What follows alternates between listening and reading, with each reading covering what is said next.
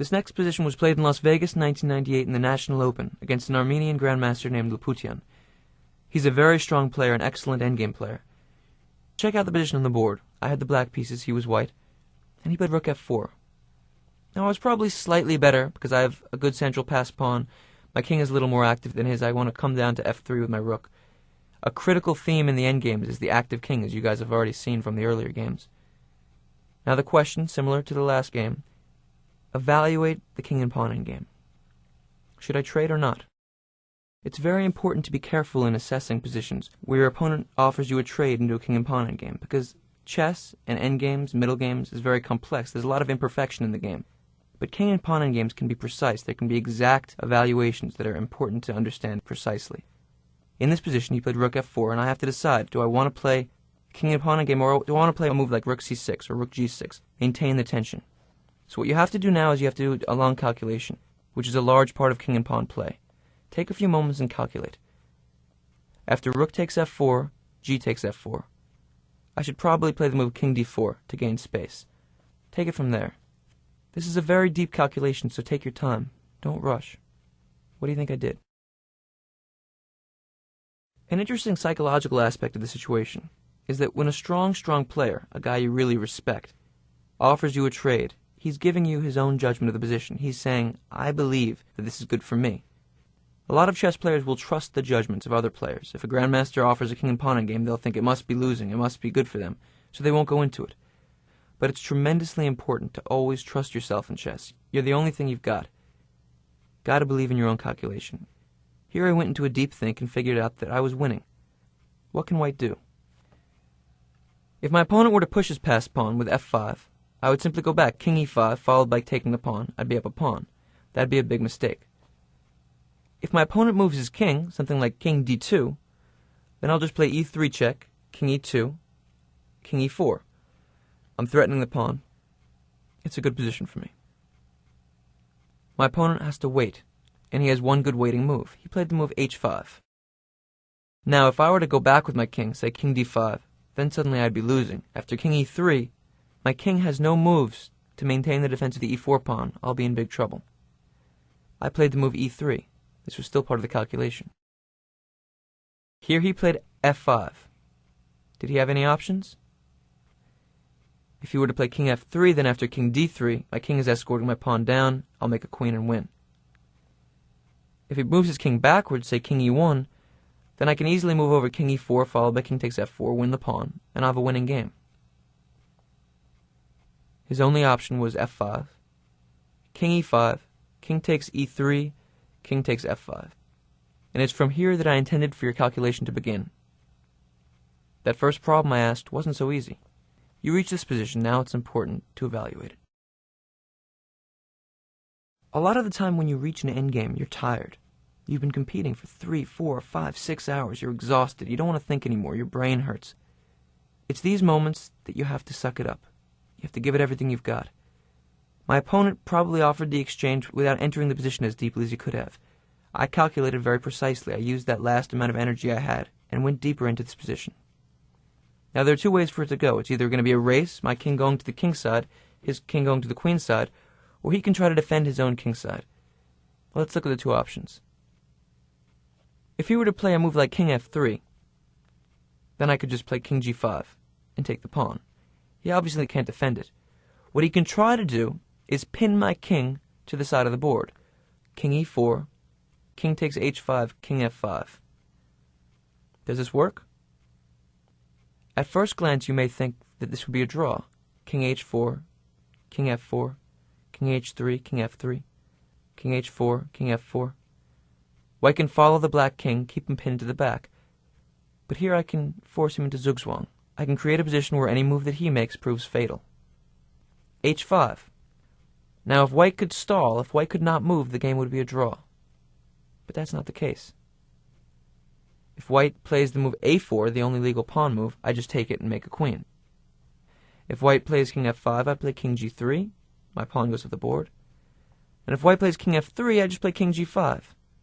Now you recall when we looked at the king and pawn endgames that all white has to do to stop the rook pawn is occupy the corner.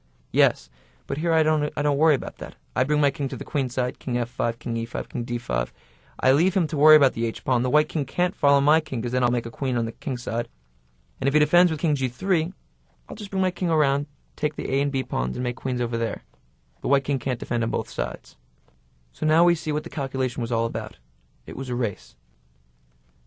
After king takes f5, he played king d4. So now, if when I asked you the original position, you would reach this in your calculation and you had gone further, fantastic. Keep on going, check your calculation. If you didn't reach this point or didn't think you had to look this far, stop now. Calculate it out and tell me what the evaluation is. What do you think? So now the race went on. It was very important for me to calculate this whole thing out when I accepted the exchange of rooks, as I did. I played king g5, king c5. There's not much choice here. King takes h5, king b6. Now I move my king back, king g6. King takes a6. Have you calculated it out yet? h5.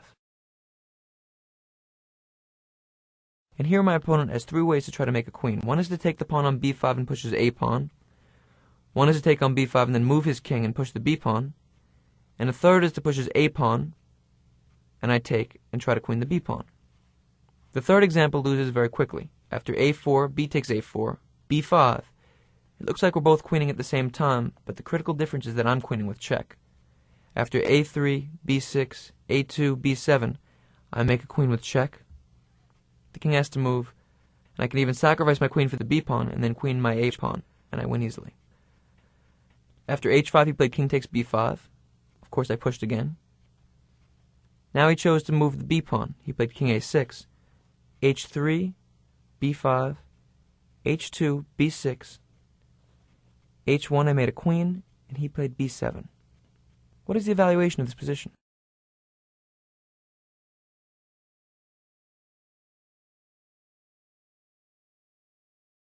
This is a very crucial aspect of king and pawn endgames, because a lot of the time one guy will make a queen before the other guy, and you have to know how to evaluate it. Just like critical squares, if you know the theory, then you can evaluate way ahead. But imagine if in the very, very first position of this whole calculation, when he played rook f4, if when I was calculating whether or not to play rook takes f4, g takes f4, and I had done this long 14-move calculation and reached this position, if I'd come to this final place and not known what the evaluation was, it looks dangerous, of course. His pawn is on b7. It's very important to know the basic chess theory in the endgame, and from there you can easily go on to make good decisions. This position is winning, and now we're going to look at why. I played queen c6 check, he played king a7, and I played queen c5 check, and he resigned. So now we're going to talk about why I'm winning. There are some basic rules that can help you through king and queen against king and pawn endgames. Let's take away as first I'll tell you the evaluation. If the pawn is on the 6th rank or before, it's an easy win, always. We'll only talk about the pawn being on the 7th rank. If you have the king and queen, you're always winning against a knight pawn, a queen pawn, a king pawn, or the other knight pawn. No matter how far away your king is, no matter how close his king is to his own pawn. But a rook pawn on the 7th or a bishop pawn on the 7th is a draw. Why? Let's take a look at the knight pawn first.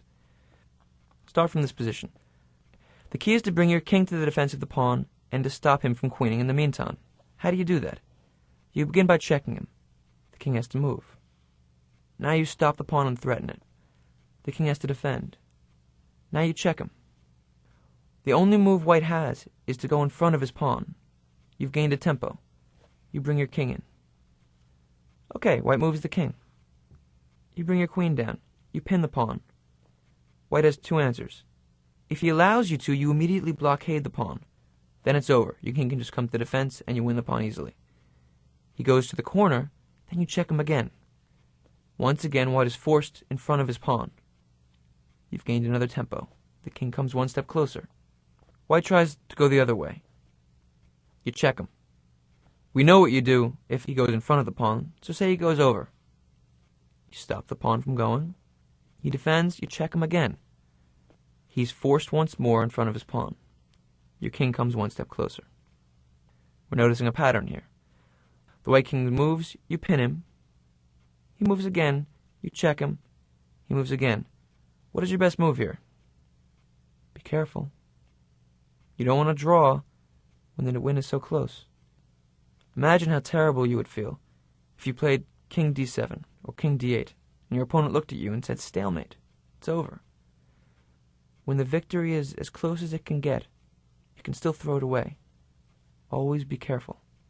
The correct move is just king d6, and then after you place king c8, queen c7 is checkmate. No problem. So the technique, and you can figure this out logically, you don't have to memorize the moves. The technique is to keep on checking him or pinning him, force the king in front of the pawn, and then bring your king one step closer. The technique is exactly the same for d or e pawns. Just to look quickly, if the pawn was on d7, you could check him. The king moves, you force him in front, you bring your king closer, he moves, you pin him, check him. It's a normal pattern. You force the king in front again. Notice again, I didn't stalemate him. This would be stalemate. Be careful. He moves, and now, of course, white has no threat. He can't queen because he's pinned. You just bring the king over.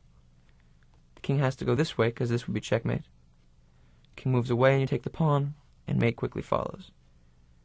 Now, why do you think it is that a bishop pawn is drawing?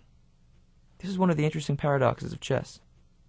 If you have a queen against the bishop pawn, there's no way to stop him from pushing the pawn without stalemating him. Why? Let's take a look. You check him like you always do. He moves away. He's threatening a queen. You check him again. He moves away. You check him again. Okay, he moves. You stop him from queening. He defends his pawn. And now when we reach the critical moment, after you check him, notice in all other positions he was forced to defend his pawn from in front. But now the key difference is that he can go to the corner, still threatening the queen, and after you take it, it's stalemate. King is stuck in the corner. And this is why the theory of king and pawn against king and queen, the bishop pawn, is drawing. Now notice, of course, that if white were to have had an extra pawn on a2, then it would be winning. Because after you check him, if he goes to the corner, then you could take the pawn, because this pawn could move. So we're talking about only one pawn. Often it can be to the defender's disadvantage to have extra pawns on the board, because it gets in the way of stalemate. Why is the rook pawn drawn? That's a little more obvious. You check him, he moves, you try to defend, and then when you give him that final check to try to force him in front of the pawn, he just goes there. You don't have the time to bring your king in, because that would be stalemate once more. So now we see the theory of king and queen against king and pawn. Let's return to that final position I had against Lputian. After I played queen c5 check, he resigned. Why? Because it's a knight pawn, first of all, so we know I'm winning. So when he moves in front of his b pawn, if I want to, I can just take his a pawn. Although there's no need, I can just bring my king. As a final review, if you have a king and queen against a king and pawn, this position is drawn, the rook pawn. This position is winning, because you can force the king over. This position, once more, is drawn. The black king can't come closer, because in the critical moment, the king can move to the corner, and you can't take the pawn because of stalemate. This position, once more, is winning. You force the king in front of the pawn. Similarly, this position is winning. You can force the king in front of the pawn, step by step, bring your king closer. The bishop pawn, the same on either side, drawn. The king can go to the corner. The rook pawn, also drawn. The king can go to the corner. You can't make any progress. And that's the theory of king and queen against king and pawn. Keep that in mind in your calculations. Now that you know the basic rules of king and queen against king and pawn, I have to tell you a couple exceptions to keep your eye out for. First of all, a lot of the time these endgames come about when there are races and one side queen's right before the other one. For example, if it's black to move here, h4, a5, h3, a6, h2, a7. Now black queen's right before white defends the queening square, and it seems like, yes, it's a rook pawn and so it should be a draw because of what I just told you. But this position is winning for black. If the queen can ever occupy the queening square, it's over. Winning. The only way this would be a draw is if the white king could come to b8. This is a draw. But in this position, after queen a8, it's all over. The king defends, and step by step, the black king comes in, forces the king back. You take the pawn, and you win the game. The exact same thing can be said about bishop pawns.